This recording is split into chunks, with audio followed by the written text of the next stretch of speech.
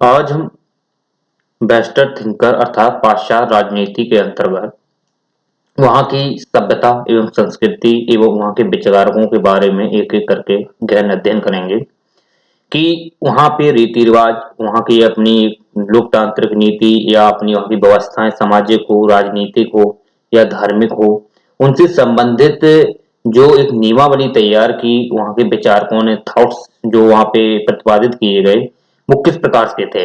उसमें आपने देखो सुकरात के पढ़े हों, प्लेटो को पढ़े हों, राइट? उसी में आपने जैसे कि अरस्तू के पढ़े हों, लॉक के हैं, उसी में आप हॉब्स के हैं। तो इनके अलग-अलग विचार के आधार पर वहाँ की एक राजनीतिक व्यवस्था में कई बदलाव देखने को मिलते रहे। कई ऐसे आयामों में उनमें पलटन होती रही कि निरंतर उसमें बदलाव की प्रक्रिया होती रही, जिससे एक जीवन में उनको सकारात्मक ऐसे परिणाम देखने को मिले और इसके विपरीत भी नकारात्मक भी परिणाम देखने को मिले। तो इनके क्या प्रभाव रहे हैं, इनसे वहाँ की सभ्यता में क्या बदलाव हुआ, वहाँ के विचारकों की वजह से वहाँ की राजनीतिक स्थिरता में क्या परिवर्तन देखने को मिला। राजनीतिक अस्थिरता जैसे कि एक वहाँ पर कहीं पे लोकतांत्रिक व्यवस्था तो कहीं गणतांत्रिक व्यवस्था, राइट? तो इनके बीच क्या कॉन्फ्लिक्ट थे, ठीक है? इनके अपनी अपनी लोकतांत्रिक व्यवस्था किस आधार पे थी, वहाँ के लोग किस प्रकार का सामाजिक जीवन व्यतीत करते थे, उनकी अपनी क्या विचार थे। तो इन भावनाओं को इन थिंकरों के माध्यम से हम एक एक करके अभिव्यक्त करने का प्रयास करेंगे, जिसके अंतर्गत सबसे पहले अगर देखा जाए तो सुकरात को लेते हैं। हालांकि इससे पहले भी जैसे पाइथागोरस जैसे विचारक रहे हैं जिन्होंने अपने विचार को प्रतिपादित किया। अगर हम पाइथागोरस की बात करते हैं तो पाइथागोरस का आपने नाम खूब सुना हो, जो गणित में चलते हैं, पाइथागोरस प्रमेय। हाँ, तो ये पाइथागोरस जो रहे इन्होंने जो अपने विचार दिए थे, ये एक्चुअली में परंपरागत थे, राइट? परंपरागत थे। तो इनके विचारों को इतनी मान्यता नहीं दी गई, लेकिन इनकी ये गणितीय जो तकनीकी रही है काफी प्रभावशील रही है। इससे एक नए विचार को आगमन को एक नए मार्गदर्शन का प्रतिपादन किया। इसमें एक हमारी एक पूरी जो व्यवस्था रही है, जो गणित की व्यवस्था रही है, उससे संबंधित से ज्यामिति आधारित व्यवस्थाएं रही हैं, इस पे एक टिकी थी, ठीक है? तो इनकी परंपरागत रही है, लेकिन इन्होंने एक राजनीतिक विचार के अंतर्गत भी इन्होंने विचार किए हैं, लेकिन वो इतने प्रभावशील और इतने संवेदनशील नहीं थे कि मनुष्य इनसे कहीं ना कहीं अपने को परिवर्तन कर सकता था या अपने को बदलाव कर सकता था। फिर भी देखा जाए तो इनके विचार काफी प्रभावशील रहे हैं, लेकिन इन्हें हम इतना महत्व नहीं देते हैं क्योंकि इनकी जो संवेदनाएं रही हैं वो मनुष्यों के प्रति या उनकी राजनीतिक विचार या प्रक्रिया के प्रति इतनी गतिशील नहीं रही है। जबकि और विचारक जैसे रहे हैं, सुकरात रहे हैं, प्लेटू रहे हैं, अरस्तू रहे हैं, तो इनके विचार एक राजनीतिक विचार को परिवर्तन करते हैं। तो हम यही समझने का प्रयास करेंगे कि इनके विचारों में क्या ऐसी पॉजिटिव थिंकिंग थी या जिससे एक समाज की सामाजिक जीवन को नया परिवर्तन देखने को मिला। यहाँ पर बहुत सारे लोगों ने इनके प्रति आस्था रखी, काफी लोगों ने इनके प्रति प्रतिक्रिया रखी, यानी विरोध जताया, विरोधाभास जैसी प्रक्रियाएं अपनाई। तो ये सब क्यों देखने को मिला, इनके विचार में ऐसी क्या राइट थिंकिंग थी, क्या निगेटिव थिंकिंग थी, तो जिससे वहां के लोगों के जीवन में एक परस्पर संबंध या आपसी प्रेम भाव या उनमें आपसी टकराव की स्थितियां देखने को मिली और मनुष्य में निरंतर परिवर्तन होता गया। और साथ ही साथ इनके आज भी वर्तमान में किस प्रकार से प्रासंगिक विचार आज भी देखने को मिलते हैं, कहीं ना कहीं थिंकिंग में या कहीं ना कहीं ऐसे नियमों में या कहीं ऐसी एक अपनी व्यवस्था सिद्धांतों में इनको आज भी इनको गिना जाता है या उनको सिद्धांतों को आज भी विचारक के रूप में पढ़ा जाता है। ऐसा क्यों, तो इनके विचार ऐसे क्या थे? तो सबसे पहले हम वेस्टर्न थिंकर में देखते हैं। तो वेस्टर्न थिंकर के अंतर्गत सबसे पहले हम पढ़ते हैं सुकरात को। सुकरात ही एक ऐसे विचारक थे जो सबसे पहले मतलब एक विचार के रूप में वहां पर इनकी एक परिस्थिति या वहां की समस्या को देखते हुए अपने जीवन के चक्र को आगे नियमित करने के लिए, रेगुलेट करने के लिए उन्होंने अपनी सिद्धांतों को पुष्टि की। हालांकि इनकी कोई अपनी एक विशेष तौर पे कोई एक ऐसी रचना नहीं थी ताकि ये अपनी रचना को कहीं भी देखने को मिलती हो, लेकिन इनकी एक थिंकिंग थे, ये लोगों को जागरूक करते थे, लोगों को चल चल के अपने को चल चल के वहां के लोगों को क्वेश्चन पूछते थे, राइट? उस पे सोचने को मनन करने को, राइट? वहां पे सोचने को मनन करने को ये निरंतर क्या करते थे, प्रयास करते थे ताकि लोगों के जीवन में एक सकारात्मक सोच थिंकिंग विकसित हो सके। साथ ही साथ वहाँ के जो उनमें कृतियां जैसी भावनाएं हैं लोगों के, नेगेटिव लोगों के प्रति एक गलत ये स्थितियां उनको बनी हुई हैं, प्रभावित डाल रही हैं, उनसे वो निकल सकें। तो इस उद्देश्य से सुकरात जो थे वो काफी चिंतन प्रक्रिया और अपने जो गुणात्मक भाव थे उनके, उनको दर्शाने के लिए वो निरंतर प्रयास करते थे ताकि लोगों में एक सकारात्मक थिंकिंग बन सके और वो अपने जीवन में कहीं ना कहीं इनको धारण कर एक आस्था के प्रति, एक अपना ज्ञान के प्रति वो विचार को प्रतिपादित कर सकें। तो यही रीजन है कि इनकी पहले, सबसे पहले हम ये जानते हैं कि ये इनके अंदर सकारात्मक जैसी सोचें कैसे विकसित हों। क्योंकि कोई भी मनुष्य होता है, अगर उसके अंदर कोई भी जीवन में अगर कोई अच्छी थिंकिंग या कोई ऐसे सकारात्मक परिणाम जैसे अगर प्रभावित होते हैं, जैसे कि ज्ञान, सद्गुण, इन पे जैसे विचार आते हैं, तो उसके पीछे एक उद्देश्य भी हो सकता है। वो उद्देश्य सकारात्मक भी हो सकता है, नकारात्मक भी हो सकता है। तो इनके परिणामों के आधार पर उनके प्रति एक दार्शनिक कैसे बने और ऐसे इनकी ये क्या एक अपनी जर्नी रही है, इसके बारे में थोड़ा समझ लेते हैं कि पृष्ठभूमि को हम जान लेते हैं। तो जैसा कि आप जानते हो कि ये ऐसे पहले विचारक थे और इनका जो जन्म था यूनान में हुआ था। यूनान एक प्रकार का देखा जाए तो एथेंस, जिसे हम एथेंस लेते हैं, ठीक है, वहां पे पहले ये ग्रीक था, जिसे हम यूनान, यूनान एक क्षेत्र हुआ करता था, एक बड़ा क्षेत्र था, यूनानी जो लोग रहते थे। इसमें जैसे आप देखा हो फारस वाला जो क्षेत्र है, अरब क्षेत्र है, फारस का जो क्षेत्र है इसमें अरब वगैरह जो देश आते हैं, अरब अमीरात है, संयुक्त अरब अमीरात है, ओमान, ये जो देश देखने को मिलते हैं। यहीं पे एक देश है, एक ग्रीक देश भी है। तो ग्रीक जो एक था पहले एथेंस था, तो वहां के ही ये थे, ठीक है। तो इनका जो जन्म हुआ था वो 469 में बीसी में हुआ था, 469 बीसी, अर्थात जो ईसा मसीह हैं, ईसा मसीह से भी 469 वर्ष पहले इनका जन्म हुआ था। इनकी देखा जाए तो ये पृष्ठभूमि देखें तो इनकी दो पत्नियां थी। इनकी जो दो पत्नियां थी, इसमें एक मायाटन थी या एक जैन था, मायाटन एक जैन था, एक के एक पुत्र था, एक के दो पुत्र थे।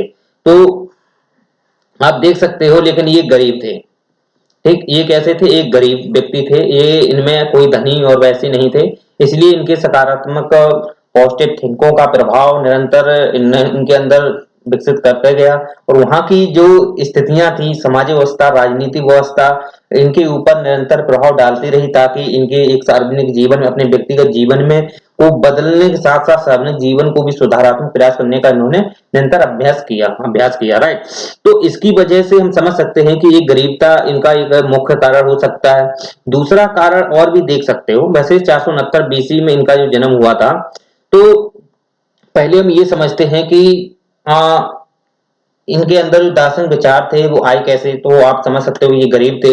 तो इससे पहले और भी इनके विचार आए होंगे। तो सबसे पहले हम ये जान लेते हैं कि आप, जैसे कि यूनान में जब ये वहां के थे, तो यूनान में क्या थी, वहां पे यूनान में थी गणतंत्र व्यवस्था, ठीक है। तो गणतंत्र व्यवस्था यूनान में थी, जबकि उसी के साथ साथ अगर इधर का जो क्षेत्र देखा जाए, ठीक है, यूनान तो एक प्रकार का फारस में ही आता है ना, तो गणतंत्र व्यवस्था थी। और जबकि इधर अगर क्षेत्र देखा जाए, स्पार्टा, या आप बोल सकते हो यूनान के पास एक, मतलब यूनान जो इनका जो ये फारस का जो क्षेत्र था, अरब वाला जो क्षेत्र था, तो बहुत ही देखा जाए तो ये वाला जो क्षेत्र था काफी संवेदनशीलता युद्ध से ग्रस्त हुआ करता था।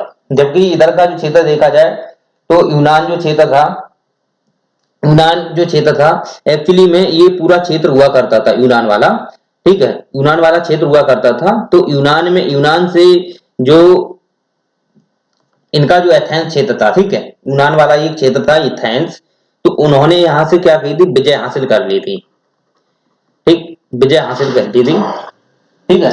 तो विजय हासिल करने के बाद क्या हुआ कि यही यूनान के पास में, देखो यूनान से इन्होंने जब विजय हासिल की, ये तो ग्रीक के थे, लेकिन यूनान एक बड़ा क्षेत्र हुआ करता था वहां का, बहुत फारस सब आ जाते थे, इसी में यूनान के लोग रहते थे, तो ग्रीक क्षेत्र था, एथेंस वगैरह।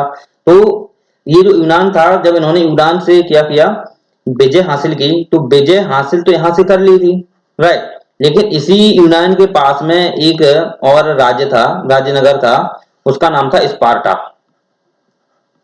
और इस स्पार्टा में देखा जाए तो तानाशाही व्यवस्था थी। स्पार्टा में तानाशाही व्यवस्था थी और इसमें 30 तानाशाह रहते थे। और ये 30 तानाशाह देखा जाए तो एक सामूहिक रूप में काम करते थे, जिसकी वजह से ये किसी से जैसे युद्ध करते थे तो इनकी संभावनाएं जीतने की अधिक हो जाती थी, जिसकी वजह से ये कहीं भी राज्य नगर या कहीं क्षेत्र विशेष पर ये अपनी सत्ता को स्थापित कर लेते, वहां पे व्यवस्था को संचालित कर लेते। तो यही कारण है जब 30 तानाशाह ये थे ना, तो इन्होंने क्या किया कि जो ग्रीक है, ठीक है, एथेंस है, एथेंस के इसके क्या हुआ बीच में, एथेंस, तो एथेंस से क्या हुआ, इसका मतलब आपस में झगड़ा हुआ, मतलब कि युद्ध हुआ। तो जब युद्ध हुआ तो इस समय जो स्पार्टा था वो विजयी हुआ। तो जब स्पार्टा विजय हासिल की स्पार्टा ने, तो इसने क्या की अपनी तानाशाही व्यवस्था, जो 30 तानाशाह हुआ करते थे, विजय अगर देखी जाए तो आप लिख सकते हो पॉलिसियन जो युद्ध हुआ था, ठीक, जो आप लिख सकते हो पीलोपोलिसियन, इसका नाम आप लिख सकते हो पीलोपोलिसियन। तो पीलोपोलिसियन एक प्रकार का देखा जाए तो युद्ध जहां पे हुआ था वो उसका नाम है। और ये युद्ध देखा जाए तो स्पार्टा और एथेंस के जब बीच हुआ तो इसमें स्पार्टा विजयी हुआ और इस स्पार्टा ने क्या किया, अपनी 30 जो तानाशाही व्यवस्था थी वो यहाँ पे स्थापित कर दी। तो अब क्या हुआ कि यहाँ पे जो गणतंत्र व्यवस्था थी,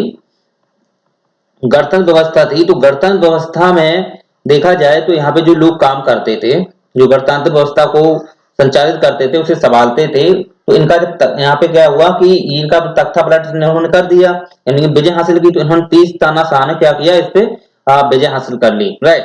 तो बात ये आती है कि इस समय देखा जाए तो जो एथेंस की तरफ से मतलब ये सिपाही हुआ करते थे, ये सिपाही में भर्ती होते थे, कौन, सुकरात। ये जो सुकरात थे ये एक्चुअली में इनकी तरफ से भर्ती होते थे, क्योंकि ये जानते थे कि ये वैसे वैसे तो ये गणतंत्र के विरोधी थे। ये गणतंत्र के विरोधी क्यों थे कि यहाँ की जो गणतंत्र व्यवस्था थी ये एक्चुअली में प्रॉपर काम नहीं कर पा रही थी। जो उनकी जो स्थिति होनी चाहिए, जो व्यवस्था में संचालित करने की नियमावली कानून व्यवस्थाएं होनी चाहिए, उस प्रकार की इसमें संचालित करने वाले लोग नहीं होते थे। तो गणतंत्र व्यवस्था के ये विरोधी थे, ठीक है। लेकिन भले ही ये मतलब सिपाही के रूप में काम करते थे वो अलग मैटर है, लेकिन ये गणतंत्र व्यवस्था को समझते थे, वहां पे इनकी एक प्रणाली कैसी होती थी, वहां के नियमावलन, वहां की व्यवस्था कैसी थी, लोग वहां कैसे काम करते थे गणतंत्र व्यवस्था के अंतर्गत। तो ये इनको मतलब कि जचता नहीं था, क्योंकि ये चाहते थे कि यहाँ पर एक प्रकार की व्यवस्था में परिवर्तन होना चाहिए। तो इस कारण से भी इनका एक जो पॉइंट था तो गणतंत्र व्यवस्था के प्रति निगेटिव था। और बात देखी जाए तो ये सिपाही के रूप में गणतंत्र व्यवस्था की तरफ से लड़ते थे, तो जब इनकी विजय हासिल नहीं हो पाई, ये हार गए, ठीक, 30 तानाशाह से हार गए, तो यहाँ पे जब 30 तानाशाह ने क्या किया, यहाँ पे अपनी व्यवस्था को स्थापित किया और अपनी व्यवस्था को क्या करने लगे, संचालित करने लगे, कौन, ये 30 तानाशाह। तो इसके पश्चात क्या हुआ, समय बाद कुछ समय बाद उसमें क्या हुआ, तख्ता पलट हो गया, ठीक। जब यहीं पे यूनान एक प्रकार का पूरा क्षेत्र होता था तो वहां पे एक तख्ता पलट हो गया। तो तख्ता पलट, यूनान अलग, देखो यूनान क्षेत्र एक अलग है, उसमें एथेंस आता है, स्पार्टा एक राजनगर अलग था। तो यही जो क्षेत्र देखा जाए तो जो ये जो थे एथेंस, तो एथेंस में इन्होंने क्या किया, अपनी व्यवस्था को संचालित किया। तो इसकी वजह से यहाँ पर लोगों ने बीच में क्या हुआ, विरोध जताया और इनका कर दिया तख्ता पलट। और जैसे ही तख्ता पलट किया तो ये एक्चुअली में देखा जाए तो गणतंत्र व्यवस्था को पुनः स्थापित किया, लेकिन इनकी गणतंत्र व्यवस्था थी और भी कमजोर होती गई। कमजोर होने का कारण यही था कि ऑलरेडी इसके कई लोग विरोधी थे, लेकिन तानाशाही व्यवस्था से वो नाखुश थे। गणतंत्र व्यवस्था के विरोधी जरूर थे जैसे सुकरात थे, लेकिन जबकि तानाशाही व्यवस्था से वो नाखुश थे, तो तानाशाही ने तो जबरन वहां पे स्थापित किया अपनी व्यवस्था को, सत्ता को स्थापित किया, लेकिन वहां के लोगों ने इसका तख्ता पलट कर दिया। तो वहां पे क्या हुआ, पुनः गणतंत्र व्यवस्था स्थापित हुई।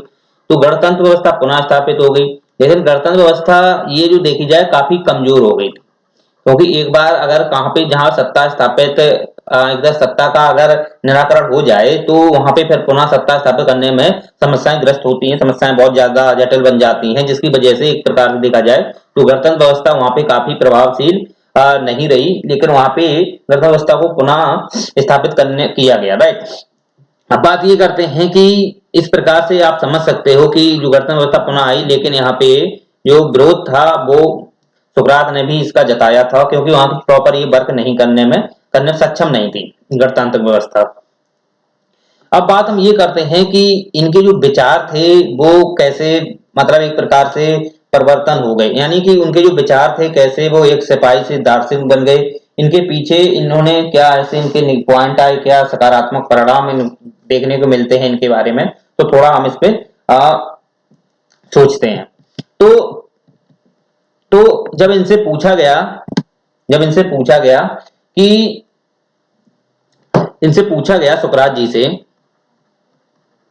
ठीक, सुकरात जी से पूछा गया कि ज्ञान क्या है, सद्गुण क्या है, तो इन्होंने इस बात पे जवाब देते थे और ये कहते थे क्या एक भौतिक दुनिया क्या है, ठीक, भौतिक दुनिया क्या है, सुखवाद क्या है।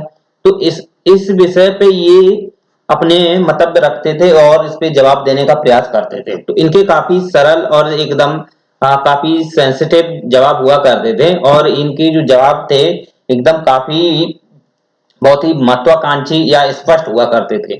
तो सुकरात से जब पूछा गया तो उन्होंने इसका ये जवाब दिया कि भौतिक सुखवाद, यानी सुखवाद को उन्होंने ये दिया कि हर मनुष्य को सुख लेना चाहिए, यानी कि हर मनुष्य को सुख लेना चाहिए। और सुख का उन्होंने क्या उद्देश्य दिया, सुख के अंतर्गत उन्होंने रखा जैसे भोग विलास आप ले सकते हो,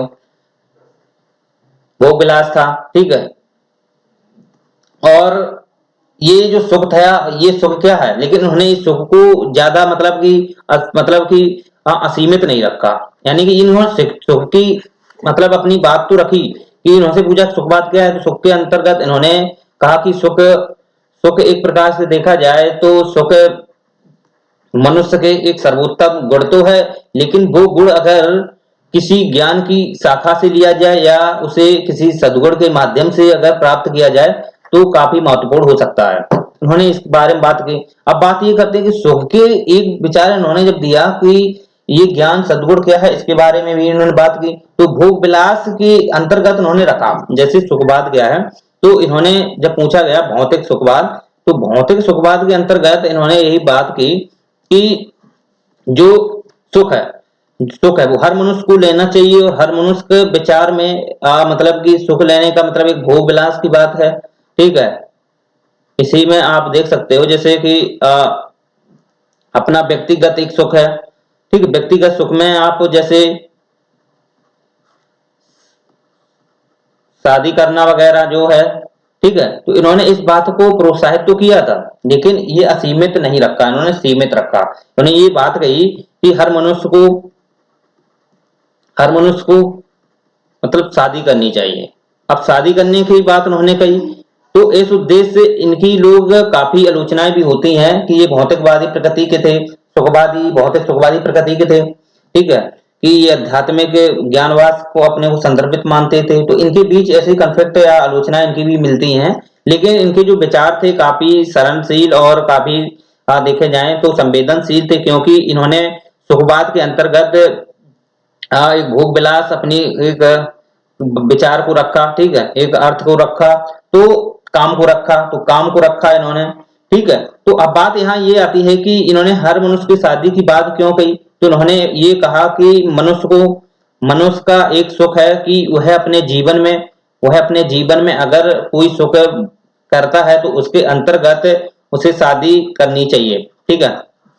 तो शादी के अंतर्गत उन्होंने क्या रखा था कि जैसे कि कोई अगर मनुष्य है, तो अगर उसकी जैसे कोई पत्नी है, राइट, तो अगर वो पत्नी है, अगर पत्नी उनकी अगर सही है, ठीक, अगर पत्नी उनकी सही है तो उनका जो जीवन होता है वो धन्य हो जाता है, यानी कि उनका जो जीवन है सुख और संतोष से गुजरता है, यानी सुख और संतोष से गुजरता है, ठीक है। एक संतुष्टि जीवन की प्राप्ति होती है, जिससे मतलब एक सुखी बीवी यानी कि सच्ची, यानी कि एक जो पत्नी सही है, यानी कि सही एक मतलब विचार की पत्नी है, तो इससे क्या है कि मनुष्य अपने जीवन में एक सही संवेदनशील हो सकता है अपने विचारों में, या वो सुख के कामना करते हुए एक संतुष्ट व्यक्ति की अपनी आकांक्षा रखता है। तो इस उद्देश्य से इन्होंने पत्नी को क्या रखा, एक मुख्य केंद्र में रखा।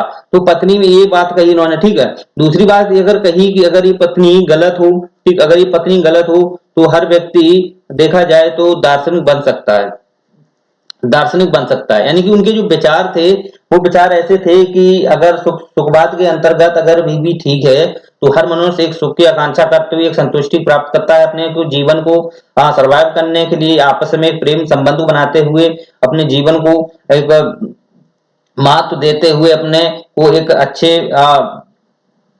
नेगेटिव समस्याओं को समाधान करता है। तो ऐसे विचार उन्होंने दिए थे, लेकिन अगर पत्नी गलत अगर होती है तो उनके जो विचार थे वो दार्शनिक के रूप में परिवर्तित होते हैं। तो इन्होंने ये एग्जाम्पल दिया था इन्होंने।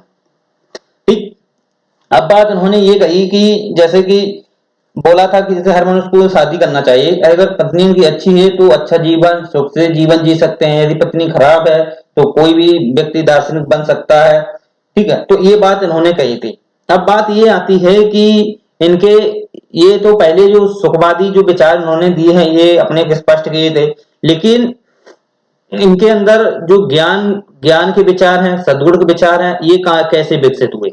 ठीक, ये सद्गुण ज्ञान है ये विचार इनके अंदर कैसे आए। तो आप जैसे जानते हो कि वहां पर जो सूफी लोग थे, ठीक, तो ऐसा माना जाता है कि इन पर जो प्रभाव पड़ा था वहां के सूफियों का प्रभाव पड़ा था। तो सूफियों की वजह से इनके जीवन में एक ज्ञान सद्गुण है, इनके प्रति इनका लगाव होता गया और ये एक दार्शनिक बनते गए जिसमें इन्होंने ज्ञान सद्गुण पे परिकल्पनाएं करने लगे, संकल्पनाएं करने लगे, विचार करने लगे और मनुष्यों को निरंतर इनसे प्रभावित करने लगे और मनुष्य से ऐसे प्रश्नों का एक मतलब एक सरल और मतलब क्वेश्चन पूछने लगे, जैसे कि संयम क्या है, साहस क्या है, अज्ञान क्या है, न्याय क्या है। ऐसे इन्होंने विचार को रखने लगे। ये कहां से कौन से प्रत्यय से आते हैं, ऐसे विचार को इन्होंने रखा। ठीक, ये कौन केंद्र बिंदु से निकलते हैं, ऐसे विचारों को ये रखते थे। ठीक, तो इनके ऊपर जो प्रभाव पड़ा था ज्ञान सद्गुण जैसे विचार इनके अंदर जो विकसित हुए तो कैसे हुए, तो इनके देखा जाए तो सूफी एक विचारक थे। यानी कि सूफी जो विचारक थे ये विचारक देखा जाए तो ईश्वर,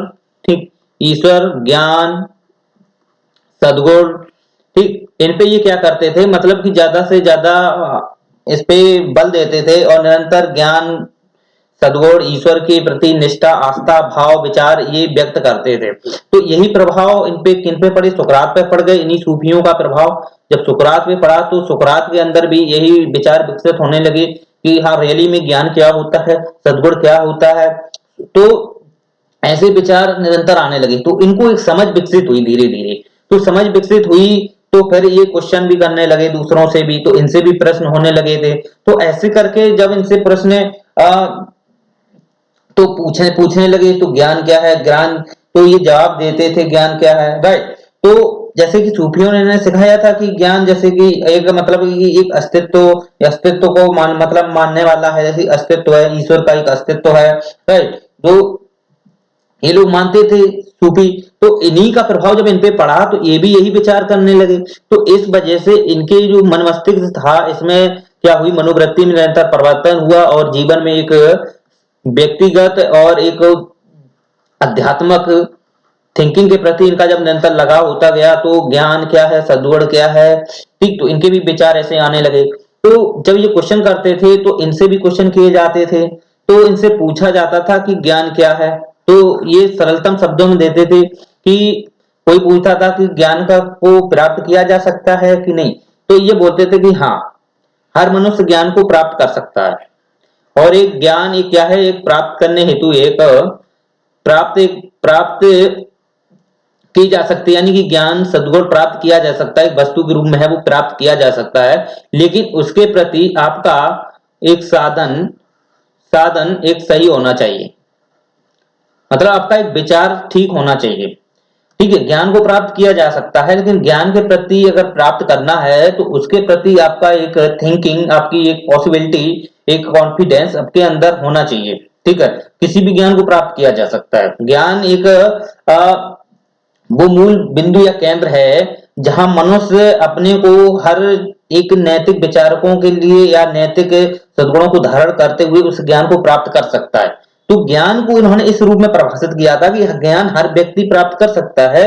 इस ज्ञान को प्राप्त करने के लिए व्यक्ति के अंदर अभिरुचि होनी चाहिए, व्यक्ति के अंदर उसके प्रति एक लगाव होना चाहिए, एक प्रेम होना चाहिए। वो प्रेम और जब यही निरंतर आप में बदलाव होता जाएगा तो आप निश्चित तौर पर ज्ञान की प्राप्ति कर सकते हैं और हर मनुष्य प्राप्ति कर सकता है। तो इन्होंने इस प्रकार का ज्ञान का ये जवाब दिया करते थे। तो बस मनुष्य ये प्राप्त योग्य ज्ञान है और इसमें पश्चिमी परिश्रम, ईमानदारी बस होना चाहिए, प्रेम होना चाहिए, आपके प्रति सत्यनिष्ठा और एक ऐसा साधन होना चाहिए ताकि मनुष्य अपने को बदलाव करने के साथ साथ इस ज्ञान के प्रति लगाव करता रहे और फिर एक सत्य की प्राप्ति कर सकते हैं। तो ऐसे इनके अंतर्गत विचार आता गया। तो बात अब ये आती है कि इन्होंने बात ये बोली कि ज्ञान तो प्राप्त कर सकते हैं, हर व्यक्ति कर सकते हैं। तो इन्होंने एक जवाब यही कहा। फिर पूछा गया कि सद्गुण क्या है। एक ज्ञान का इन्होंने जब बात बोली तो इनसे फिर जवाब किया गया सद्गुण के बारे में कि सद्गुण क्या है। तो इन्होंने सद्गुण का सीधा सीधा जवाब दिया कि अगर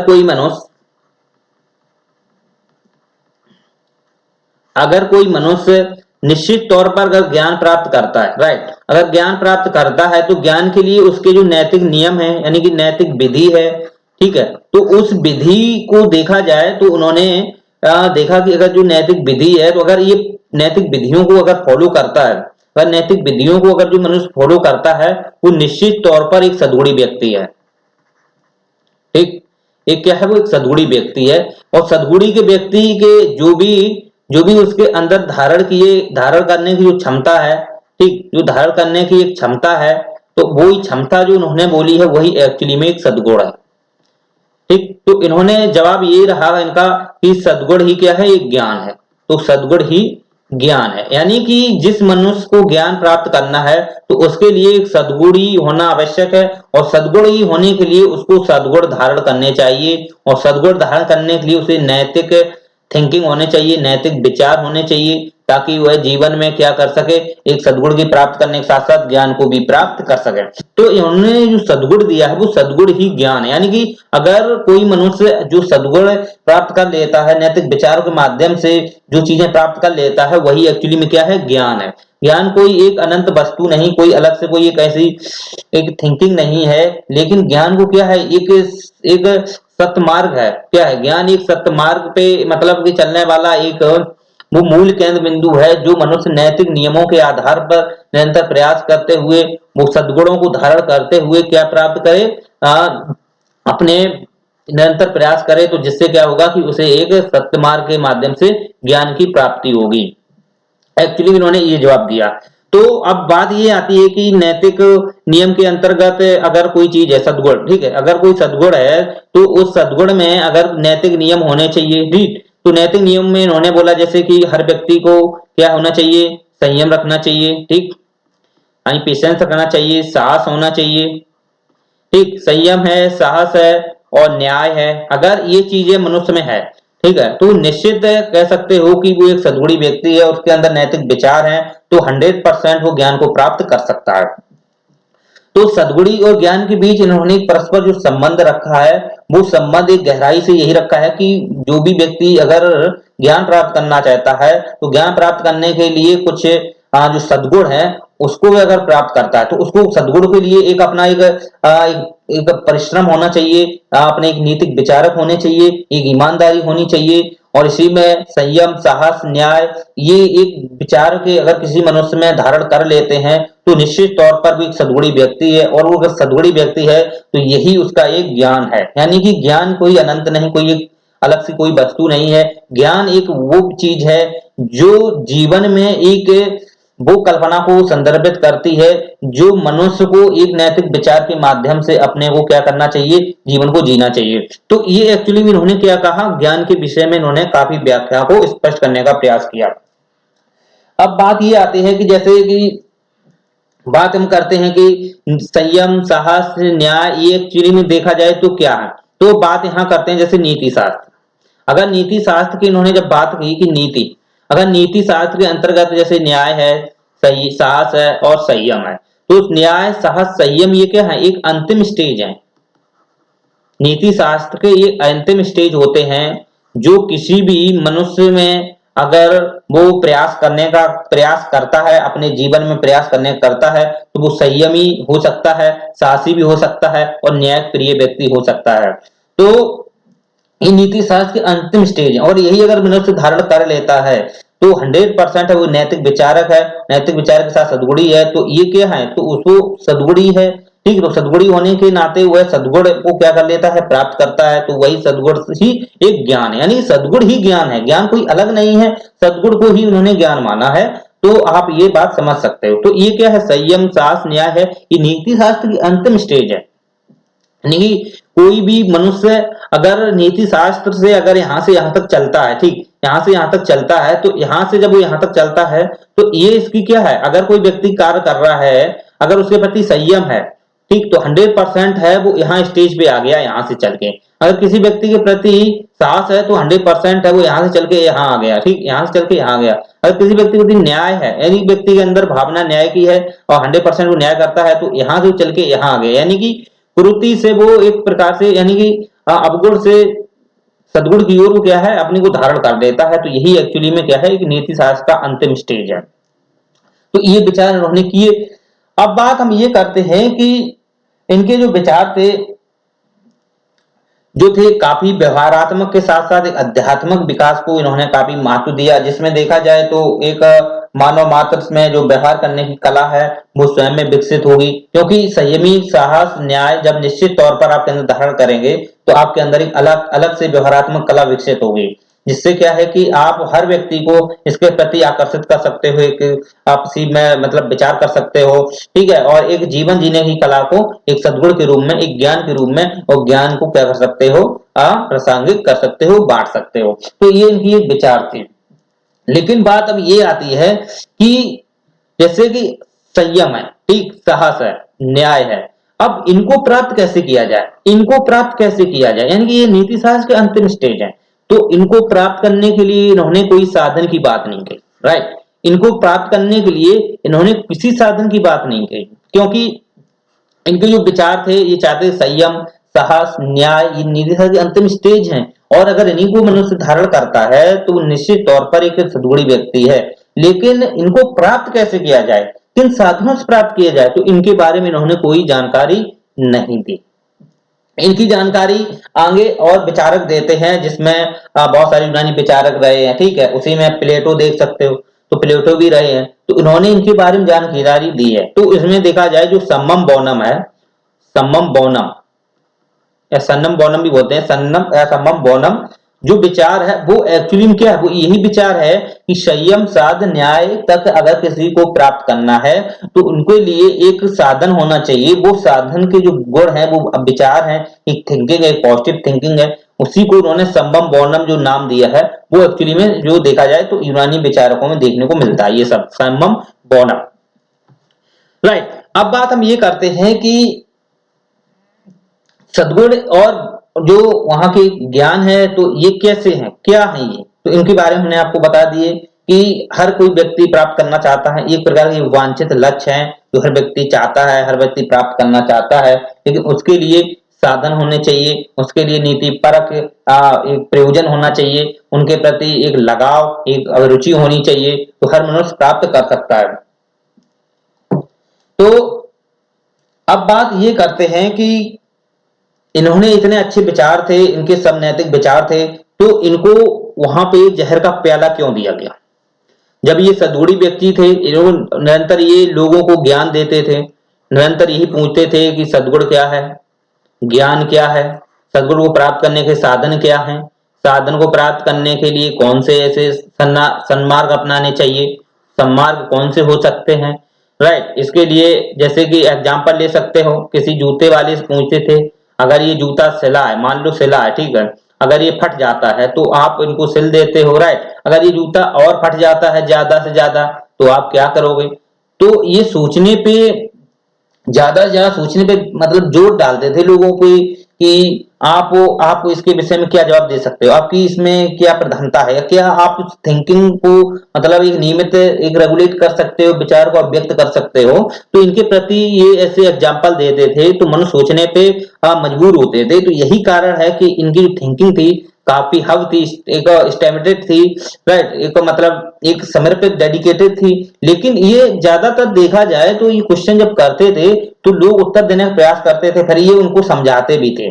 तो जब इनकी इतनी पॉजिटिव थिंकिंग थी, सब कुछ था, तो इनको वहां पे क्यों दिया गया, यानी कि इनको फिर जहर का प्याला क्यों दिया गया, यानी इनको जान देनी क्यों पड़ी, इसका क्या रीजन था। अब बात ये करते हैं कि इनके सद्गुण थे, ज्ञान थे, ये सब विचार तो थे, ये सब विचार तो थे, लेकिन पहली बात है कि ये गणतंत्र के विरोधी थे, ठीक। और दूसरी बात है कि इन्होंने ईश्वर को नहीं माना था, ये नश्वर, मतलब कि इनकी बात अगर बोली जाए तो ये अगर इनके देखा जाए तो शरीर के प्रति इनके क्या विचार थे, तो शरीर के प्रति अगर विचार देखा जाए तो ये यही कहते थे कि शरीर एक नश्वर है, शरीर कुछ नहीं है, शरीर तो एक मतलब कि नश्वर है, ये तो मर जाएगा, लेकिन इसमें जो उपस्थित आत्मा है वो नहीं मरती है, ठीक, वो नहीं मरती है, वो अजर है, अमर है, ठीक है। तो यही कारण है कि जब उनको जहर प्याला दिया गया था तो ये यही बोलते रहे कि हम नहीं मर रहे हैं, हम नहीं मरे, मैं तो जिंदा हूं, मैं जिंदा हूं, मैं नहीं मर रहा हूं, एक्चुअली में मैं मर रहा हूं, तो वो नश्वर चीज मर रही, यानी कि इनकी जो मतलब शरीर हुआ करता था ये नश्वर है, ठीक, वो नश्वर के रूप में शरीर को देखते थे। तो इस वजह से इन्होंने क्या था कि इनके जो मतलब चेले थे, इनके जो शिष्य थे, ठीक है, इनको समझाते रहे, या इनके संगी थे, साथी थे, इनको समझाते रहे, ठीक है, कि उनको जब जेल में डाल दिया गया तो इनसे जेल से निकालने के लिए भी इनके साथी ने सहयोग दिया था, लेकिन ये कहते थे कि हम एक सच्चे व्यक्ति हैं, हम एक सतगुणी व्यक्ति हैं, और तो यही कहते थे कि हम सबको जानने के बाद भी मैं कुछ नहीं जानता, यानी कि इनका एक कोटेशन आता है कि सब कुछ जानने के बाद, सब कुछ जानने के बाद मैं कुछ नहीं जानता, यानी कि ये अपने आप में सब कुछ जानते थे हर चीज को, लेकिन फिर भी ये कहते थे कि मैं कुछ नहीं जानता। तो ये अपने आप में अपने ज्ञान को ये चिंतन के माध्यम से समझते थे, उस चीज को लगाव में रखते थे, तो इस वजह से अपने ज्ञान पे ये विश्वास करते थे, तो इस विश्वास की वजह से इन्होंने वो जहर का प्याला पी लिया था, और ये क्या हुआ, मृत्यु इनकी हो गई थी। लेकिन रीजन यही था कि इन्होंने ईश्वर को नहीं माना, क्योंकि ईश्वर क्यों नहीं माना, इन्होंने ईश्वर को मतलब एक ज्ञान को माना, सद्गुण को माना, ठीक है, लेकिन इन्होंने ईश्वर को नहीं माना, इन्होंने कहा ईश्वर जैसा कोई अस्तित्व तो है ही नहीं, ईश्वर जैसा कोई अस्तित्व तो है ही नहीं, क्या ये सब नश्वर है, ये सब नश्वर है, लेकिन ज्ञान, ये ज्ञान है, ज्ञान क्या है, मनुष्य के नैतिक नियम है, मनुष्य के नैतिक विचार है, मनुष्य के नैतिक एक थिंकिंग है, मनुष्य के आपसी प्रेम, मनुष्य को वहां तक पहुंचने में एक सन्मार्ग की उपस्थिति यानी कि वहां प्रदान करते हैं, तो वही क्या है, ज्ञान है, सद्गुण है। सद्गुण क्या है, वही ज्ञान, ज्ञान ही सद्गुण है। अगर सद्गुण, अगर सद्गुण को तुम धारण कर लेते हो, सद्गुणी होने की, सद्गुणी व्यक्ति, तो वो निश्चित तौर पर ज्ञान प्राप्त करेगा। तो यही ज्ञान को उन्होंने वरीयता दी थी, लेकिन उन्होंने ईश्वर को नहीं माना, ईश्वर को अस्तित्व ऐसा कुछ है ही नहीं। तो ऐसी कुछ जो अवधारणाएं इन्होंने जब विकसित की, वहां पे बताया, लोगों को जागरूक किया, तो इनके प्रति क्या हुई, वहां पर काफी लोगों में द्वंद्वता हुई, प्रतिक्रिया हुई, और देखा जाए तो गणतंत्र व्यवस्था के विरोधी वैसे भी थे, तो इसकी वजह से देखा जाए तो वहां पे राजनीतिक एक अस्थिरता हो गई, तो और इसकी वजह से इनको क्या पीना पड़ा, जहर का प्याला देना पीना पड़ा, यही रीजन था। तो इसकी वजह से इनको जहर का जब प्याला दिया गया, तो तब भी ये अगर चाहते तो एथेंस छोड़ के जा सकते थे, ग्रीस छोड़ के जा सकते थे, दूसरे राज्य में जा सकते थे, लेकिन इन्होंने वहां पे ऐसा कोई प्लान नहीं किया था कि वहां पे हम चले जाते, क्योंकि राज्य अगर देखे जाए तो वो छोटे छोटे पार्टों में विभाजित थे, लेकिन वहां पे गणतंत्र व्यवस्था थी, ठीक है। तो वहां पे कोई ज्यादा नहीं थे, क्योंकि देखा जाए तो अगर एथेंस में लगभग में यूनान क्षेत्र में देखा जाए तो 50,000 व्यक्ति रहते थे, ठीक, जबकि स्पार्टा क्षेत्र में भी देखा जाए, यानी कि ग्रीक एथेंस में देखा जाए तो 10,000 व्यक्ति थे, ठीक।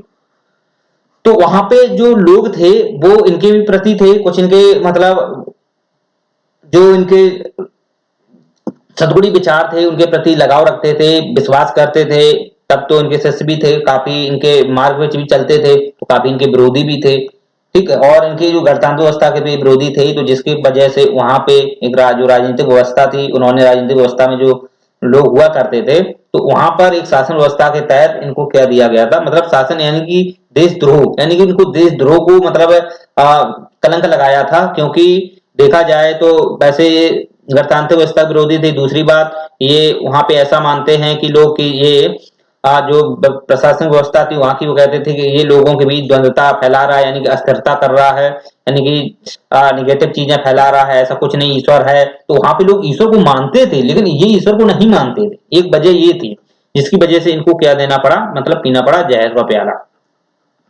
तो जहर का प्याला इन्होंने जब पिया तो इन्होंने यही बात की कि मेरे पास ज्ञान है, सद्गुण है, मैं मतलब कि जानने के बाद भी मैं कुछ नहीं जानता, लेकिन बस यही है कि इनके जो विचार थे, ये अपने विचारों को शीशा में देख के कहते थे कि मैं कितना वैसा व्यक्ति हूँ, या क्रूर व्यक्ति, ये क्रूर व्यक्ति थे लेकिन इनके जो विचार थे मतलब काफी अच्छे थे। तो ये कहते थे कि हम मैं भले ही क्रूर हूँ, लेकिन मैं अपने आप में एक विश्वास करता हूँ कि मैं जो बोल रहा हूँ वो सही है, ठीक। तो ये अपने विचारों पर दृढ़ रहे, इनके विचार जो काफी जो इन्होंने दिए थे वो विचार दृढ़ रहे, जिसकी वजह से वहां पे अस्थिरता देखने को मिली। और गणतंत्र व्यवस्था के विरोधी वैसे भी थे, लोगों के प्रति इनके प्रति काफी विश्वास बढ़ गए काफी लोगों के प्रति, क्योंकि ये ईश्वर को नहीं मानते थे, ईश्वर को मतलब ऐसा कुछ है ही नहीं, ईश्वर का अस्तित्व ही नहीं है, जिसकी वजह से यहाँ इन्हें जहर का प्याला पीना पड़ा था। लेकिन अगर ये चाहते तो जा सकते थे, क्योंकि ये ये चाहते तो जा सकते थे, लेकिन ये गए क्यों नहीं।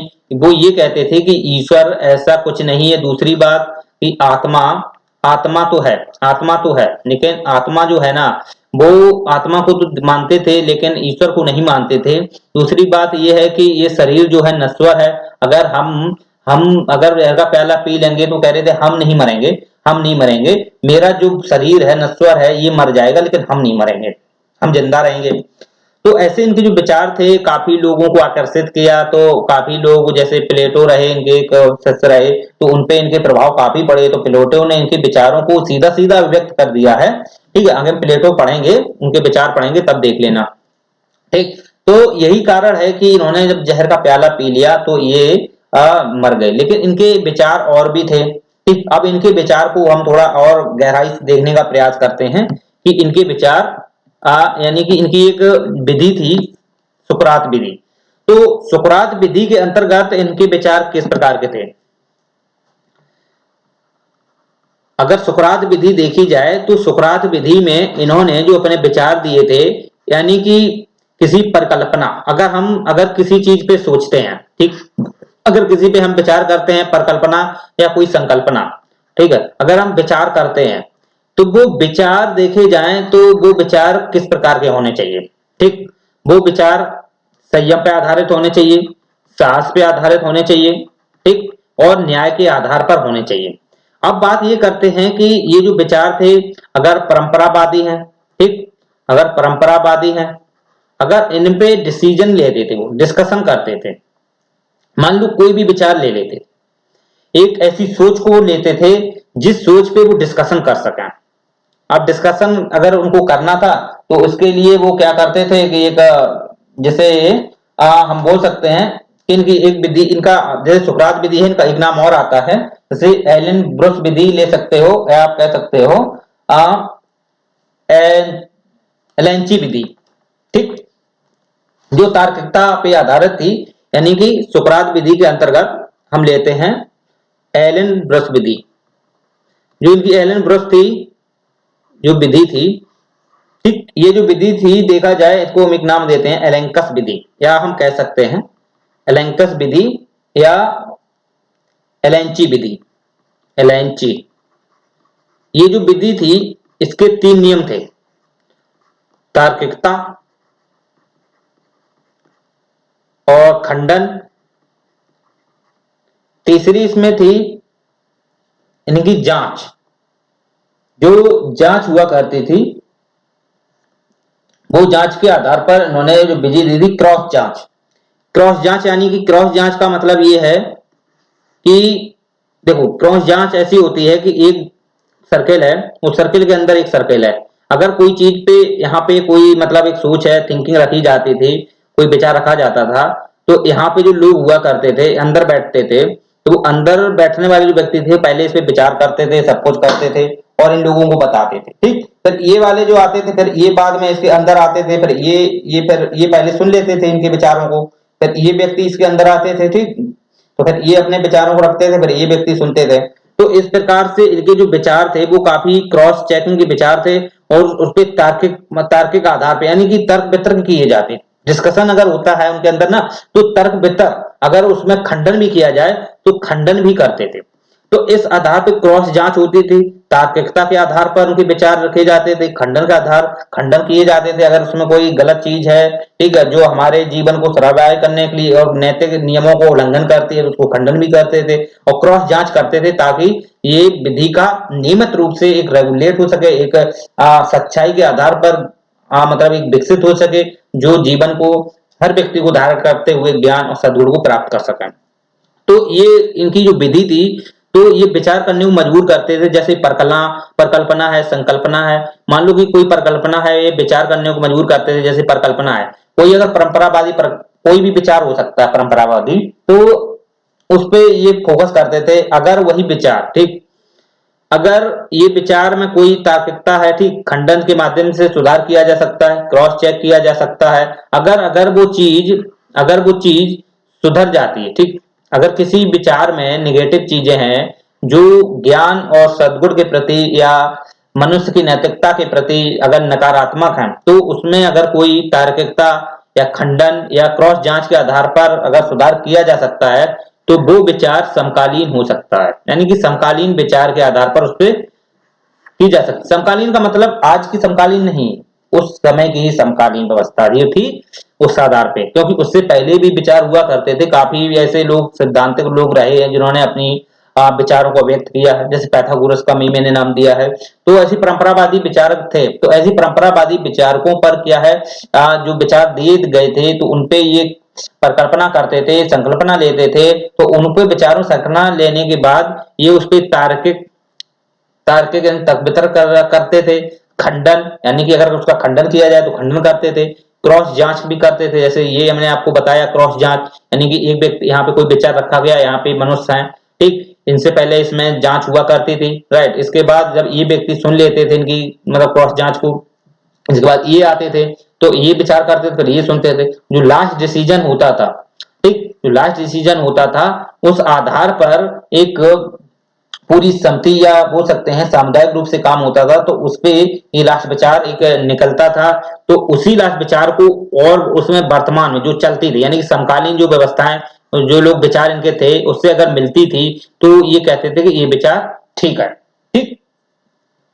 यानी कि एक सहकार बोल सकते हैं इसको, सहकारी वार्तालाप, जो सहकारी यानी साक्षात्कार करने वाली जो सहकारी वार्तालाप एक विधि थी इनकी, इस प्रकार से ये काम करते थे।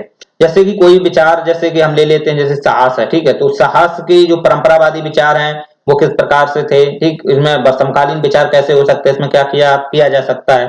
तो जैसे कि यही चीजों विचार करते, जैसे कि साहस है क्या, इस पे विचार करते थे, ठीक। तो साहस जैसे कि एक मतलब कि एक ऐसा मतलब एक गुण है या ऐसा मनुष्य के आंतरिक गुण है जो मनुष्य को भय से बचाता है, यानी कि उसको एक नई ऊर्जा प्रदान करता है, ठीक है। तो ऊर्जा प्रदान करना और भय से बचाना ही एक साहस है। और संयम क्या है कि नैतिक विचारों के माध्यम से मनुष्य क्या करते, अपने को संयमी मतलब कि अपने को एक अपनी बौद्धिक क्षमता को अवलोकन करते हुए उसे चिंतन के माध्यम से अपने को क्या कर सकता है, एक नियंत्रण में रख सकता है। तो एक संयमी व्यक्ति है, धैर्य रखती है, पेशेंस रखता है, ठीक है। तो ये जो इन पे जब ये नैतिक क्या करते थे, इसका डिस्कशन करते थे, और डिस्कशन क्या होती थी, क्रॉस जांच होती थी। और वो इसे हम बोलते थे, इसे सहकारी वार्तालाप विधि यानी सुकरात विधि, यही एक्चुअली सुकरात विधि थी, ठीक है। तो जैसे कि अगर कोई चीज है, यानी कि हम एग्जाम्पल में ले लेते हैं, ठीक है, मान लो कोई परिकल्पना है, ठीक, ये परिकल्पना है। अगर ये परिकल्पना सत्य नहीं है, ठीक, कोई भी परिकल्पना ले लो, सास की परिकल्पना ले लो और किसी संयम की ले लो, या कोई ऐसे परंपरादि विचारक की परिकल्पना ले लो। अगर कोई परिकल्पना ऐसी होती है, अगर उस पे अगर वो तार्किकता के आधार पे, खंडन के आधार पे और क्रॉस जांच के आधार पे भी सत्य नहीं होती है, सुनना, अगर वो इन चीजों को अगर पूरा कर लेते हैं, सुकरात विधि अगर कंप्लीट हो जाती है, तब भी वो अगर सत्य नहीं है तो इसको वहीं खत्म कर देना चाहिए। इनका मतलब एक ये था। अगर इसमें संशोधन करने के बाद समकालीन से अगर सामंजस्य या व्यवस्था मतलब सामंजस्यता देखने को मिलती है, तो उसे हम क्या करें, विस्तार करना चाहिए, उसे हम आगे बढ़ाना चाहिए। तो ये इन्होंने एक विचार दिए थे, क्योंकि कोई भी चीज है, परिकल्पना है, संकल्पना है, अगर हम उस पर विचार करते हैं, खंडन तार्किकता क्रॉस जांच करते हैं, जिसके बाद भी निश्चित अगर वो सत्य नहीं निकलती है, तो हम उसे वहीं खत्म कर देना चाहिए। अगर वो चीज हमारी समकालीन या वर्तमान कालीन जो विचार है उनसे मिलती है, जुलती है, तो हम उसे आगे विस्तृत करना चाहिए ताकि आने वाली पीढ़ी भी इससे प्रभावित हो सके और इससे अपने एक नए सम्मार्ग की ओर चल सके। तो ऐसे इनके ये विचार थे। ठीक, आप समझ सकते हो। जैसे कि मान लेते हैं जैसे कि साहस एक अच्छा गुण। ठीक, साहस क्या है? एक अच्छा गुण है। ये क्या है? हम एक विचार ले लेते हैं साहस के बारे में। साहस एक अच्छा गुण है। ठीक है, अगर बात की जाए कि अज्ञानी यानी कि समझदारी यानी अज्ञानी पुरुष है मान लो, ठीक, अगर समझदारी उसे नहीं है तो वो धीरज क्या रख सकता है? नहीं रख सकता ना। वो जब धीरज कैसे रख लेगा? अगर वो अज्ञानी है, अगर उसके अंदर समझदारी नहीं है तो कैसे वो धीरज रख लेगा? ठीक, वो इस चीज को देखो, बात ये आती है कि साहस और एक जैसे कि मान लो अज्ञानी समझदारी। तो अज्ञानी जो पुरुष होता है ना, अज्ञानी पुरुष होता है तो उसके अंदर साहस जो होता है वो एक निगेटिव में हो सकता है। ठीक, जो एक अज्ञानी व्यक्ति है, लेकिन काफी व्यक्तियों में भी देखा जाए तो एक अज्ञान है लेकिन साहस फिर भी देखने को मिलता है। उन्हें ज्ञान नहीं है, किसी चीज का ज्ञान नहीं है, लेकिन वो निडर भी है। ठीक, साहस है उनके अंतर्गत। लेकिन अब बात ये आती, इसी पे तो खंडन किया जाता है, इन्हीं पे तो तर्क वितर्क होता था। तो बात अब यही की जाती है कि साहस, अब जब व्यक्ति जैसे कि एक अज्ञानी है, ठीक, तो अज्ञानी व्यक्ति के अंदर साहस कैसा होना चाहिए और एक ज्ञानी व्यक्ति के अंदर कैसा साहस होना चाहिए? तो ज्ञानी और अज्ञानी व्यक्तियों के बीच एक साहस का जो गुण है वो कैसा होना चाहिए, इस पे विचार हुआ करते थे, खंडन होते मतलब तर्क वितर्क होते थे। तो जैसे कि काफी मतलब कहते थे कि अज्ञानी जो है, अज्ञानी व्यक्ति के अंदर साहस नहीं हो सकता है, ज्ञानी व्यक्ति के अंदर साहस हो सकता है। काफी कहते थे कि ज्ञानी अज्ञानी एक साहस का कोई मैटर नहीं करता है। बात यहाँ पे होती थी। तो जब निष्कर्ष निकलता तो यही निकलता था कि साहस जो है एक आत्मा का गुण है। कि यहाँ ज्ञान और अज्ञान से नहीं मतलब है, यहाँ एक किसका गुण है? ये आत्मा का गुण है। साहसिक क्या है? आत्मा का गुण। क्योंकि साहस देखा जाए तो मनुष्य के आत्मा से प्रेरित है और इससे जो आत्मा है ना, आत्मा है ये क्या है? एक देखी जाए तो ये वास्तविक है। ठीक, ये क्या है? वास्तविक है, यानी कि हर मनुष्य के अंदर आत्मा होती है। ऐसे विचार थे इनके। हर मनुष्य के अंदर आत्मा होती है और आत्मा के अंदर ही साहस है। और अगर साहस है व्यक्ति जागृत कर लेता है, साहस व्यक्ति जागृत कर लेता है तो वो साहसी व्यक्ति कहलाता है। ठीक है, तो जागृत करने के लिए क्या वो व्यक्ति को कुछ ऐसे कदम उठाने चाहिए, क्या कोई संघर्ष करना चाहिए? तो इनके बारे में ये ज्यादा तर्क वितर्क नहीं करते थे, बस ये कहते थे कि साहस जो है हर मनुष्य में एक संवेदनशील हो सकता है, वो कभी भी जागृत हो सकता है।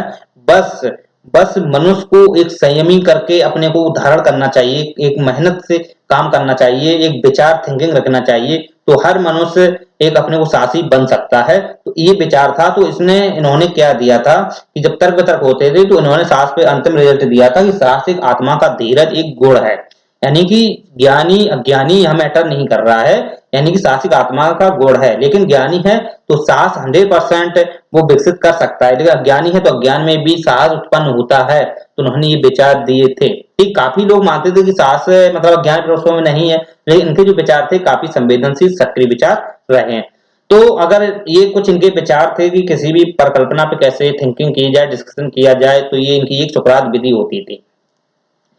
बात हम करते हैं कि इनकी सुकरात विधि की वर्तमान में क्या प्रासंगिकता है, कैसे विचार को आज भी इनके विचारों को अभिव्यक्त किया जा सकता है इन सुकरात विधि से। तो आपने जैसे पढ़ा हो जो सुकरात विधि है, तो जैसे कि सुकरात जो विधि थी, इस विधि में जो मैंने आपको बताया तार्किकता, ठीक, तार्किकता बताया, दूसरा है खंडन और क्रॉस जांच। तार्किकता, खंडन, क्रॉस जांच। तो वर्तमान में अगर इनकी प्रासंगिकता देखी जाए तो आप इसको ले सकते हो प्रौद्योगिकी यानी विज्ञान प्रौद्योगिकी में इसको ले सकते हो, यानी कि रिसर्च एंड डेवलपमेंट जो विज्ञान प्रौद्योगिकी के अंतर्गत ले सकते हो, यानी कि रिसर्च और डेवलपमेंट। तो उसमें क्या है? तर्क वितर्क किए जाते हैं। ठीक, क्या किए जाते हैं? तर्क वितर्क किए जाते हैं। इनके जो विचार थे ये आध्यात्मिक जरूर थे, ठीक, आध्यात्मिक जरूर थे, लेकिन ये विचार जो है ना ये भौतिक है। ये कैसे भौतिक है? क्योंकि ये क्या करते हैं, पहले जानते हैं फिर मानते हैं। ठीक, यानी कि पहले ये जानते हैं फिर मानते हैं, राइट। लेकिन आध्यात्मिक जो विचार होते हैं आध्यात्मिक जो विचार होते हैं वो भारत के देखे जाएं तो पहले ये मानते हैं फिर जानते हैं। पहले ये मानते हैं, यानी कि पहले ही जैसे कि मूर्ति पूजा है या पूजा पाठ है ये लोग करते हैं, लेकिन ये ईश्वर को नहीं जानते कि ईश्वर है भी कि नहीं। किसी ने कह दिया ईश्वर है तो ये भी कहने लगे ईश्वर है, लेकिन उन्होंने कभी उसको जानने का प्रयास नहीं किया, ना कभी प्रयास किया कि हाँ वास्तव में ईश्वर है या नहीं है। लेकिन बस किसी ने बोल दिया तो ऐसी प्रकार से ही मानने लगते थे कि हाँ ईश्वर है, इसी प्रकार से मानने लगते थे। तो ये क्या है, ये एक मतलब लौकिक पारलौकिक जैसी बातों पे ये विश्वास रखते हैं, जबकि भौतिकवादी जो विज्ञान प्रौद्योगिकी एक साइंटिस्ट जो चीजें हैं, ठीक है, एक टेक्नोलॉजी है, वो किस पे है, तर्क वितर्क खंडन क्रॉस जांच पे काम करती है। तो इनके जो विचार थे वो आध्यात्मिक थे। देखो इनके विचार जो थे वो आध्यात्मिक थे, लेकिन यही विचार जो है वो वर्तमान में क्या है, भौतिक में क्या है, इनकी प्रासंगिकता देखने को मिलती है। 100% इस श्योर है। तो आप समझ सकते हो कि वर्तमान में इनकी जो विज्ञान तकनीक के अंतर्गत एक विधि है, जो मतलब लोग साइंटिस्ट काम करते हैं, तर्क वितर्क करते हैं, मतलब उस पर मेहनत करते हैं, काम करते हैं, कोई चीज गलत है तो खंडन भी करते हैं, ठीक है, अगर कोई क्रॉस जांच भी करते हैं ये सही है कि गलत है, उस पर तर्क वितर्क होते हैं, राइट, तो लास्ट डिस्कशन निकलता है, तो उस आधार पे वो एक सर्वोपरि माना जाता है। तो ये विचार आप जो विज्ञान प्रौद्योगिकी के अंतर्गत देखने को मिल जाते हैं, ठीक है। तो विज्ञान जो अनुसंधान है, रिसर्च डेवलपमेंट, उसमें ये चीजें मिलती हैं। तो समझ सकते हैं कि इनके जो विचार थे काफी प्रासंगिक हैं, और लोग देखा जाए तो आज भी देखा जाए तो ज्ञान सदगुण के इनके जो विचार दिए गए थे वो काफी प्रासंगिक हैं। इससे देखा जाए तो लोगों में देखा जाए तो नैतिकता का भाव आता है, ठीक, नैतिकता का भाव आता है, लोग सद्गुणी बनते हैं, ठीक। लेकिन इन्होंने ईश्वर जैसे किसी विचार को तो नहीं माना था, लेकिन बस यही है कि इनका ईश्वर जैसा अस्तित्व तो नहीं है, बस यही इनके विचार जो थे, जो जीवन में एक लोगों को खटकते थे, जिसकी वजह से इनको मतलब जीवन में को अपनों को त्याग करना पड़ा। समझते हैं कि जो भी मैंने आपको बताया ये पूरा 100% श्योर है। तो अब बात हम करते हैं कि जो उनके जो विचार थे, बहुत अच्छे विचार, लोगों को मतलब वहाँ की किस प्रकार की व्यवस्थाएं थी, जैसे कि वहाँ पे गणतंत्र व्यवस्था थी। तो इनके जो विचार हैं तो यही आप समझते हैं, ठीक है। तो उम्मीद करते हैं कि आज का जो लेक्चर है इसके अंतर्गत जो सुकरात विधि है, सुकरात के नैतिक विचार हैं, ज्ञान सद्गुण से संबंधित विचार एवं उनको किस प्रकार से लोगों के सामने संघर्ष झेलना पड़ा, ठीक है। तो और कैसी वहाँ की एक व्यवस्था थी, जिससे गणतंत्र व्यवस्था थी। तो जो छोटे छोटे पार्टों में वहाँ पे एक मतलब काम करते थे लोग, ज्यादा छोटे छोटे राज्य हुआ करते थे। तो यही कारण है कि इनको उनका मतलब देशद्रोह लगाया गया था। तो ये कुछ विचार हैं, तो इससे स्पष्ट हो गया। उम्मीद करते हैं आपको समझ में आ गया होगा। चलिए।